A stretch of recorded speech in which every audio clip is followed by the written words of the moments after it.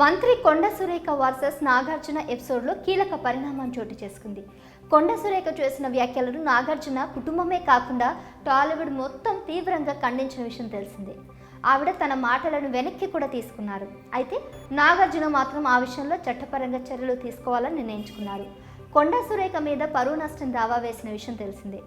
నాంపల్లి కోర్టులో నాగార్జున ఈ petition file చేశారు. ఈ కేసుకు సంబంధించి నాంపల్లి కోర్టు విచారణ చేపట్టింది.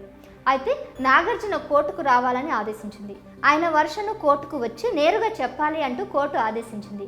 విచారణను రేపు అనగా అక్టోబర్ 8వ తారీఖున వాయిదా వేశారు.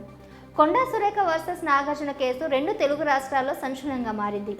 రాజకీయంగా ఒకరిని టార్గెట్ చేసేందుకు తమ కుటుంబంపై బురద చెల్లారు అంటూ నాగార్జున ఆగ్రహం వ్యక్తం చేశారు. అంతేకాకుండా కొండ సురేఖపై పరువు నష్టం దావా ఫైల్ చేశారు. ఒకవైపు రాష్ట్ర మంత్రి, మరోవైపు కొన్ని దశాబ్దాలుగా చిత్ర పరిశ్రమలో కీలకంగా ఉన్న కుటుంబం. ఈ నేపథ్యంలోనే కోర్టు కూడా మీడియా ట్రయల్స్ని ప్రామాణికంగా తీసుకోమని చెప్పినట్లు తెలుస్తుంది. స్వయంగా కోర్టుకు వచ్చి నాగార్జున తమ వాదనను వినిపించాలని వెల్లడించింది.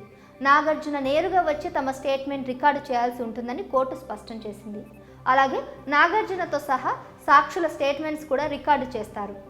మరో ఇద్దరిని సాక్షులుగా వారి స్టేట్మెంట్స్ కూడా రికార్డ్ చేసే ఆస్కారం ఉంటుంది. ఇప్పటికే నాగార్జున ఫైల్ చేసిన పరువు నష్టం దావాలో పూర్తి వివరాలు వెల్లడించారు. కొండ సురేఖ వ్యాఖ్యలకు సంబంధించిన ట్వీట్స్, వీడియోలు అన్నీ కూడా పిటిషన్లో అటాచ్ చేశారు. అసలు ఈ ఘటనలో ఏం జరిగిందంటే, కొండ సురేఖ మీడియా ముఖంగా నాగ చైతన్య, సమంత విడాకుల గురించి ప్రస్తావించారు. మాజీ మంత్రి కేటీఆర్ వల్లే నాగ చైతన్య, సమంత విడిపోయారంటూ తీవ్ర ఆరోపణలు చేశారు. ఈ వీడియో వైరల్ అవ్వగానే నాగార్జున ట్విట్టర్ వేదికగా స్పందించారు. కొండ సురేఖ వ్యాఖ్యలను ఖండించారు. ఆ తర్వాత మొత్తం టాలీవుడ్ ఈ విషయంలో స్పందించింది.